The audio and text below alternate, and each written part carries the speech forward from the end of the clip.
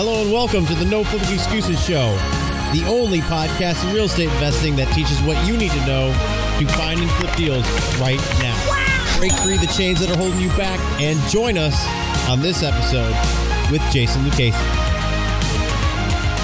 Hey, what's up? It's Jason Lucchese, and welcome to the No Flipping Excuses Show. I am so excited that you are here with us today. I've got a good friend joining me on the show, and he is doing some amazing things. He is a true ninja assassin doing deals left and right. I've got Mr. Jason Palliser with us today. Jason, how you doing, man? I'm doing great. How about yourself?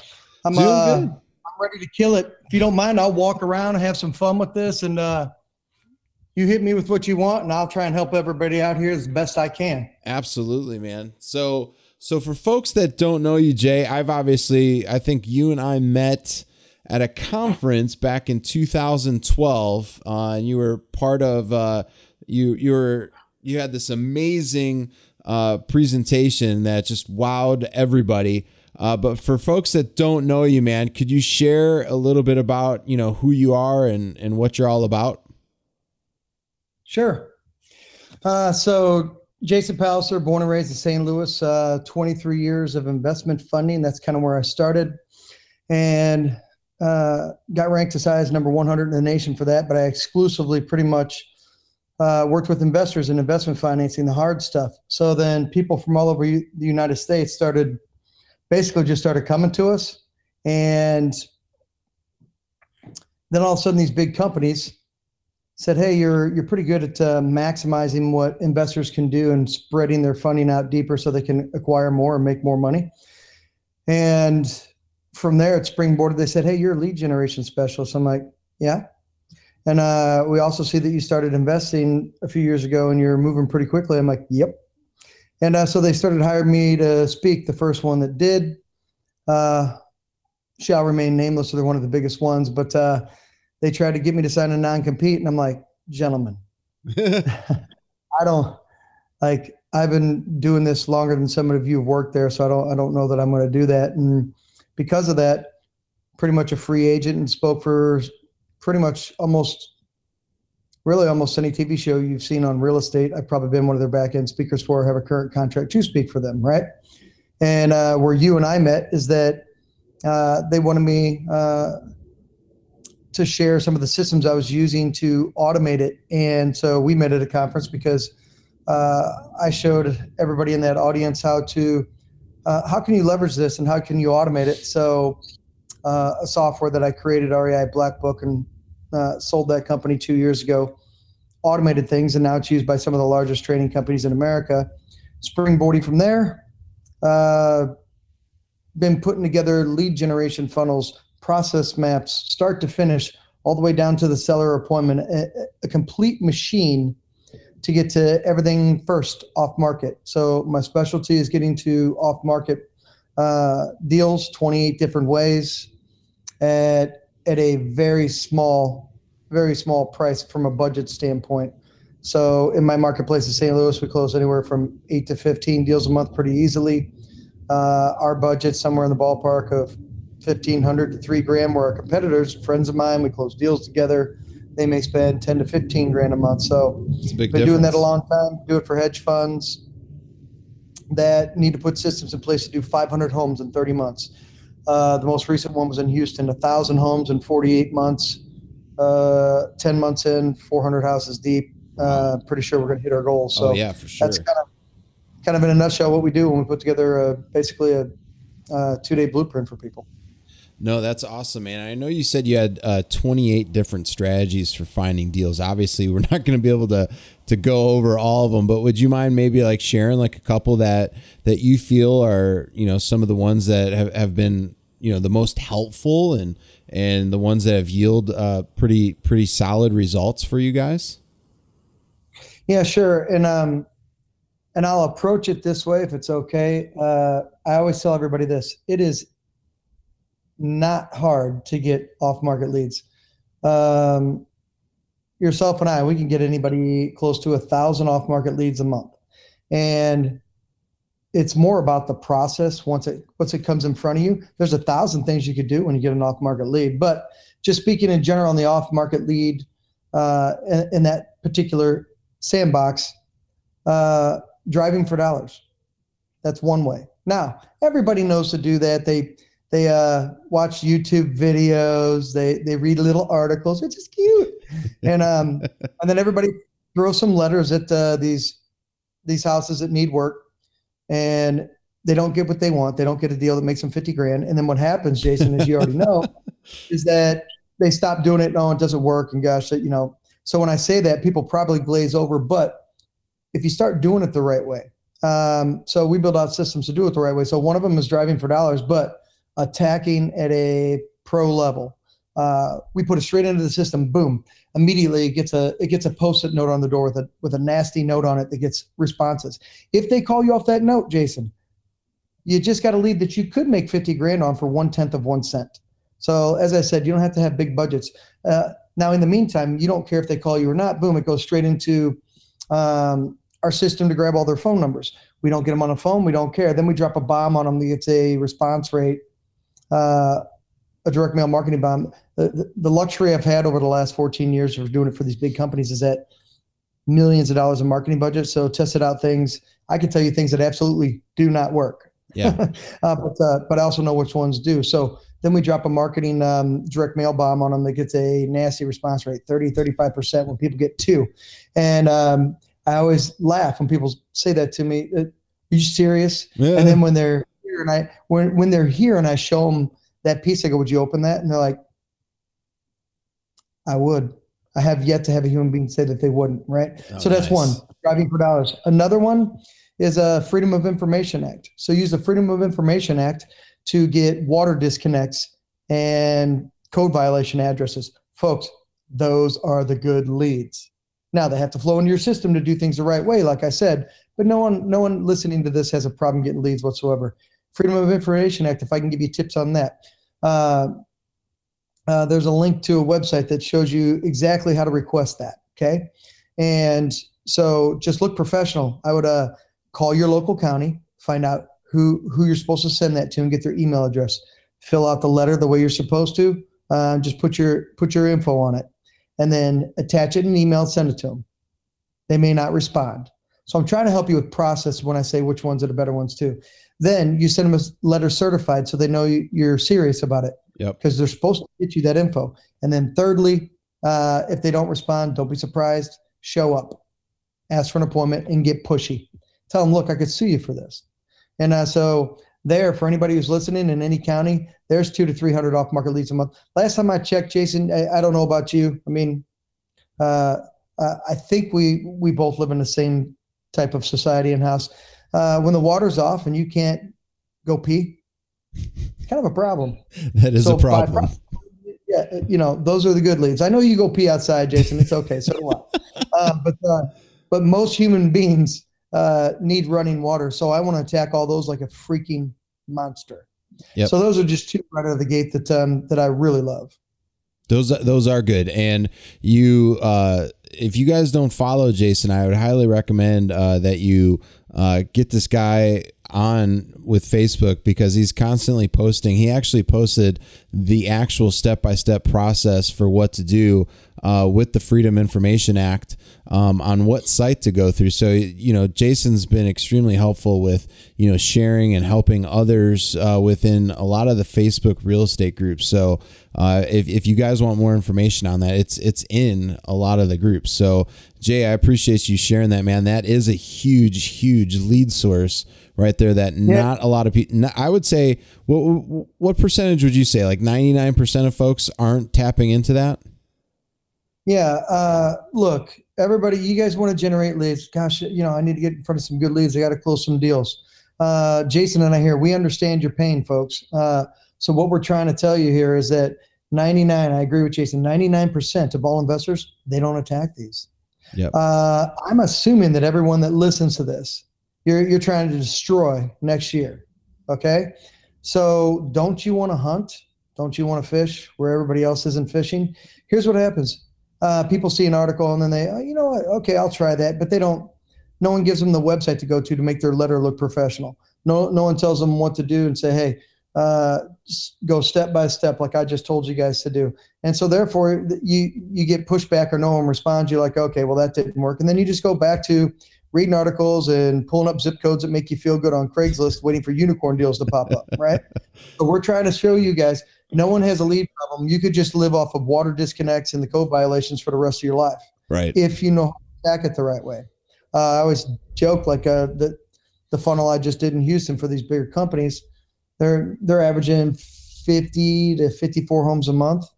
I don't have the luxury of not knowing how to close out deals. So wow. I know if you do that and approach it that way systematically, that you're going to close a lot of deals. Yeah, no, that's great. That's great, man.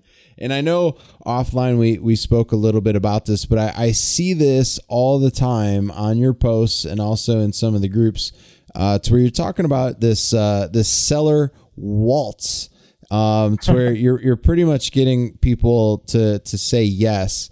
And I know that you are a great communicator. You are really an individual that can talk to pretty much anybody, anybody. And I don't expect you to share the whole entire waltz, but can you tell us a little bit about what this Cellar Waltz is all about? Yeah. So on Facebook, like you said, in the groups, the people that I've trained and put together 2-day blueprints for, all that good stuff, they start tagging me in their posts, like, and I think the one you're speaking of in particular was a gentleman named Langston in one of the groups. And he was just like, hey guys, I don't really post checks or this and that, but I have to give a shout out for the Cellar Waltz. He made 50 grand on his first deal. He wholesaled it. That's and awesome. He said it's the hashtag Cellar Waltz. And so here's what it is. I've putting together these funnels, be in charge of getting them going and closing a truckload of deals a month for some of these big companies. They put me in charge of training their team on how they take the appointments. And so fine tuning all that data that flows directly through me and the appointments. I've closed 3,000 investment transactions myself. I started paying attention to about 8-9 years ago during the appointment, what we say, what we do. And I think everybody appreciates what we don't say, what we shouldn't say, right? Yep. Then I drill down to what items are impactful. But then, as you know me well enough, then I started testing the order we do it in because I'm a freaking monster. And so I started testing the order that we do it in and literally settled in about for the past 4 or 5 years, maybe one tweak in the past, maybe 2 tweaks in the past 3-4 years. Fine-tuned a 4-minute Cellar Waltz that literally I teach people, expect they're here on price and you're here on price every time.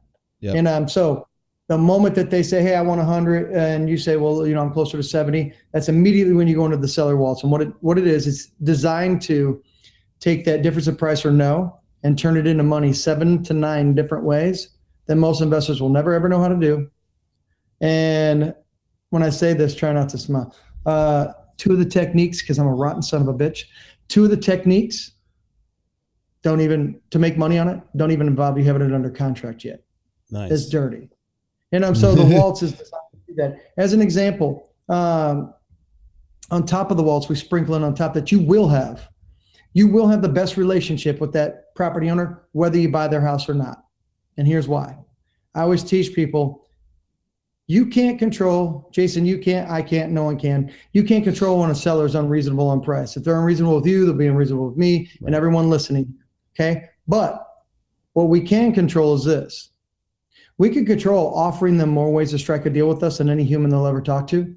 We can control not beating them up about the roof and the foundation like everybody else does.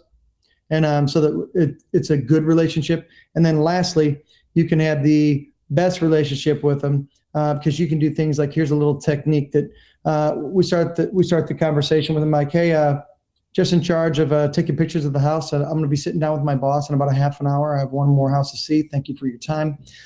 So if you don't mind, I'll take pictures. We'll talk to you a little bit, show me around the house. And then we normally pay cash, but there are other ways. There are other ways that we work with homeowners that might be of more benefit to you. If they are, I'll tell my boss. If you're not interested, that's fine. I'm just trying to find a way to strike the best deal with you. And even if we don't buy the house, because we don't buy every house, we do try and help every homeowner we talk to, regardless. So even if we don't come to an agreement, which I think we can, but if we don't, I appreciate the fact that you're not using a realtor to save money. And I'm in unison with that. So what I'll do is I'll help you market it to 40 or 50 different real estate websites for free if we don't come to an agreement. All I'd ask in return is that if anyone ever needs help in real estate, you send them my way. Here's why. If they're unreasonable with you and me, can't help that. What you can help is offering them more ways to strike a deal with you than any human on earth, and offering to help them whether you buy the house or not, so that you have the best relationship. You can control that when you walk out the door. Right. When they decide to come down on price or soften up, Jason, when you helped them out, offered more ways to work with them, didn't beat them up about the roof of the foundation, because that's what beginners do. That's what 99% of investors do. Who do you think's going to get the deal? You. I already know. Yeah, I already know, right? You already know, and you'll get the deal. You just have to have the machine on the back end. Imagine this now. Follow-up becomes 1,000 times easier. 1,000 times easier when you have the best relationship with them. Now you just have to have an engine that follows up with them professionally. And we teach that. We put those systems in place, all the way down to, I always joke and say, I don't trust you yet. If like Jason, like when you're training people, I'm training people, we train people together, whatever. I always joke and say, I don't trust you yet. You're not in my circle of trust yet. So because of that, maybe I've already done the work for you. I already know what order you should follow up in and what you say. I already know on the second one, the second message to him, say, hey, still interested, but hey, by the way, a friend of mine, I think that they're interested too, and they might be able to pay a little bit more money. Yep. And that's smart. Yeah, and that technique is this. They're like, oh, okay, and then they call you back interested. Again, you're showing them you're trying to help. You're like, hey, I might have somebody else interested for you. That goes a long way to winning. Oh, yeah, and you might be 30 grand apart on price. So when they hit you up, they're like, yeah, I talked to him. He said he could probably pay like $2 grand more than I could. They're like, oh, okay, well, I was still looking for more. Okay, yeah, well, again, I was just in the area and I was trying. Yeah. So imagine all this waltzing and having the best relationship. Then it's not calling them back and trying to stab them in the heart to get the deal. You call them back like, hey, remember the roof, the foundation? Stab, stab, stab. And they wonder why they don't close 10 deals a month. Right. But so the Cellar Walls, those are techniques. One technique inside the Cellar Walls, and again, I won't give away the 9 different things we do, but here's one. After you go over your cash offer, say, hey, look, my boss will sometimes pay full price. My boss will sometimes pay full price. So here's another way that my boss likes to work with people. If you're interested, I'll tell them. If you're not, no big deal. If you're willing to do owner financing, I know we're probably closer to 80 and you're at 100. My boss may be able to go ahead and do a full price if you're open to owner financing. And if they say, hey, I'm open to that, here's 2 things that happen. And I'm giving away some ninja shit. One, if they say yes to that, they're open to that. Here's what I know immediately, and Jason, I know you know this too. They don't need to sell. They don't need to sell. They don't need a cash offer. I can close as fast as I can right now. They don't need that. Here's why. They're willing to get money over time. So what they told me without even knowing that they did it is that maybe going down the cash offer, beat them up about the roof and foundation route isn't the best move because they don't need to sell. Right. Here's the other thing, where everyone on this call, let's say we all agree, we all collectively came together as a genius and a genius brain, and we all said, hey, we got to get this house for 90 and the seller's at 100. Right? Yep. Well, if they're open to doing owner financing, the next thing I say is, my boss is usually willing to do 100% financing. If you do 100% financing, owner financing for us, then he's usually willing to pay full price. If we can get like a 0 or 1% interest, and you just want to, sometimes people just want their number, we're willing to do that. And when they don't say anything back and they say they're interested, I basically just brushed over that I'm going to get a 0 or 1% interest. That's called a unicorn loan. That's no one awesome. gets those. So now you can lock up a house, actually close on it. Okay. You can actually close on it with owner financing and then throw it back out there. And I would put on the headline when you throw it out there to all the investors in your local town, hey, pay above market for this house. People like, what the is he talking about? And then when they read the ad, hey, look, assume my loan is 0% interest. If you're looking for a rental in this area, you will pay this house off unbelievably fast. And now I can market the home that's only worth 100 for 108. Nice. Plus get the down payment money. Correct. No down payment money, no loan, no paycheck stubs, tax returns, W-2s, no nothing. Never hurt your debt ratio. And now you can market it for more because people will fall over themselves if they can take over a property at 0.1% interest. I know anybody listening to this has never had a loan at 0.1% interest on a property. Pretty sure you haven't. Well, the cool thing about that too is you're opening up the floodgates to much more buyers as well when you're doing that type of a method. It's not just going to be investors. Correct, because you could sell it to an end person now because they can assume it. You could sell it to an end buyer for whatever dollar amount because it's assumable, it's transferable. So now all of a sudden where the whole world looks at a house, go, man, if we can't get it for 90, I guess we'll just try and follow up. But when you go into these other techniques, there's more ways to close the deal and quite frankly, pay more than your competition could and make more money. Yeah, absolutely. Absolutely. So Jay, transitioning from the Cellar Waltz, say for instance, you've got somebody that's completely brand new to this because a lot of our listeners are still at that point to where they haven't gotten that first deal done. And I think with some of the tips and strategies that you've already given are going to be extremely helpful. The Freedom of Information Act is one that nobody's really utilizing. But let me ask you this question for somebody that's listening right now, and as much as you do on a monthly basis and how many deals you've already done within your career, what would you recommend to that person? What would you recommend for that person to start with and get going? Okay, first of all, and I'm sure you're the same way. First of all, I love newbies. Here's why: you haven't developed. If you watch this later, you're listening, you haven't developed bad habits yet. Thank you very much. And I'll say it for all you realtors that listen. You're the worst to train. Some people get mad at that, but the smartest realtors are like, yeah, you're right. I probably am because I've been taught all these other ways that are anti-investor deal flow, right? So Jason knows I just say it how it is, but I like it. They usually become our best clients. So if you're starting out, what I would tell you is this. You don't need to overthink this. You don't need to read 50 articles. I always tell people about, let's go out and attack today. Let's go out and start trying to set appointments today. I would try and set as many appointments as you can. Even when I train and teach, I just got done with 6 blueprint clients. I got 7 more coming next week. I said, hey, set a crappy appointment. And everybody's like, what? I'm like, yeah, set a crappy appointment. They're like, why? I go, because you need to get in the flow of this. So if you're just starting out, look, there's no danger in setting an appointment and going on a waltz and finding out that a seller's unreasonable. You should expect they're here and you're here. So guess what? Just like it happens to Jason and I every day, that's going according to plan. So stop overthinking this. Here's one big thing. Stop thinking that you have to run comps before you go out on an appointment. Oh, I love that. Wait, if you go out and run, okay, man, I got an appointment, man, I'm going to anchor in here and I'm going to run my comps. I'm going to be spot on with my numbers and I'm going to go negotiate and stab them in the heart. I already told you not to approach it that way. So don't run comps. Here's why. What if you get out there and everybody in the world knows roughly it's worth 150 and you walk in the door, seller's being nice, you're looking around and you're being super nice too. And you start talking about what they want for it. And they're like, yeah, I really need to get $1 million for it.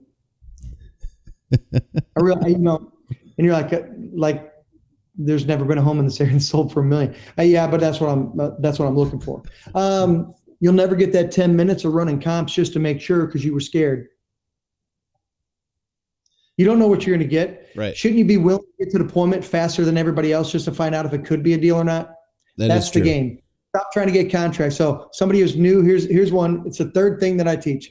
Focus on appointments, not contracts. You don't know what you're going to get when you walk through the door. If you get good at this and you start getting to off-market opportunities consistently like a monster, 20 different ways, 28 different ways, however you get to them, and you're getting to a ton, just set the appointment faster than everybody else. Yep. You can run comps later. After you set the appointments, I know if you still got 24 hours, then run comps. But if you run comps before you set the appointment, just to make sure it could be a deal, then you're just telling me that you don't have the confidence to waltz somebody to turn it into a deal. And here's one tip. Kind of coincides with what we're talking about. And Jason, I know you've done this too. I'm guilty, but I know the other master, Jason on the end of this, has done this too. Anytime your eyes hit something, property address, and it's wherever you find it, and it's being offered at X, whatever number, right? If it really doesn't look like a deal, everyone that's listening to this, especially if you're just getting the ball rolling or if you've been doing it a while, I know you have. I used to do it. And you look at it and go, because it's really, it doesn't look like a deal to you. Right. Every time you guys do that, I love making Jason laugh. Every time you do that, set the appointment. Here's why. If you go, and I go, and Jason on the other end goes, I'm having fun here. And Jason does it too, and I do it. Guess what? That means everybody's doing it because it doesn't look like a deal. What if you're the only one that calls them? Right. What if that's one. Two. What if you're the only one that calls them? You get there, and what if your beautiful ears? Everybody that's listening has beautiful, sexy ears. What if your sexy ears hear this? Yeah, you know what? Hey, yeah, I just threw it out there. Like, honestly, I know it needs a lot of work. I just threw it out there at a number. I really don't even know what it's worth. Right. That happens. Do you want everybody listening goes, I bet everybody on it right now is going, damn. Yeah, I want that appointment. Oh, but you go, So you make these, you go like this with your hand. I'm all knowing, could never be a deal. It's I think true, when I deliver it this way, that sounds absurd. So anytime you go, because it looks iffy, set the appointment, because maybe everybody else is doing that and making executive decisions. You may walk in and that person goes, yeah, I just threw it out there. Honestly, I don't even know. Several times, I don't even know what it's worth. Just make me an offer. Boom, there's 40 grand. No, it's huge, man. And a lot of people aren't afraid to make mistakes or failures. They want like that perfect deal that you were talking about, that unicorn deal that doesn't exist. And, some people are afraid to pick up the phone, and they're afraid of the rejection. And again, you're just talking to somebody over the phone. It's not like it's in person. What would you say to that? Like, do people need to feel like they need to just go on these appointments? Don't be afraid to make mistakes, because heck, we all make mistakes. Yeah, a mistake here. And let's talk about mistakes. I agree with you. Mistakes, my friends. Mistakes don't have to cost you money. I hope you're listening. Everybody can make a mistake, but you don't have to make mistakes that cost you money, right? What I mean by that is this. You can go out on an appointment and go, okay, it really wasn't worth my time. That'll happen. That just means you're one closer to getting a deal, okay? Yeah. But that doesn't, it was a mistake to go on that appointment. You have somebody that's just whacked out crazy and what they want for it. That doesn't cost you money. Go on an appointment, write a contract, and then maybe something changes during your contract. As long as you have assassins like us that help you write contracts with tons of escape triggers, then guess what? Okay, you wrote a contract and maybe you shouldn't have wrote it for that much. Guess what? You can get out of it. Again, you made a mistake. Who cares? It's experience now. You're probably not going to do that again. And guess what? You didn't lose any money. Mistakes are fine. Yeah. I make them all the time. Just like when Jason and I were in Vegas, I hugged him a little too long and it got a little awkward. That was a mistake. But I'm willing to learn from it. I'll do it again. Nice. So Jay, let me ask you this, man. This is where we're getting to this point in the podcast. I love asking this question. I know you've got an amazing book, which we could discuss. But outside of that book, do you have any other books that you would recommend that have just been, I don't know if I would say life-changing, but they've definitely helped you out immensely. Any business books, entrepreneur books, self-help books, anything out there that you would recommend? I would tell you just, besides my book, I don't need to self-promote. You guys can find me. The 7 Habits of Highly Effective People. That's a really good one. Anything, mega proponent. Anything on sales, anything on sharpening your sales, like gobble it up, get an audio book, listen to it, all these little wrinkles.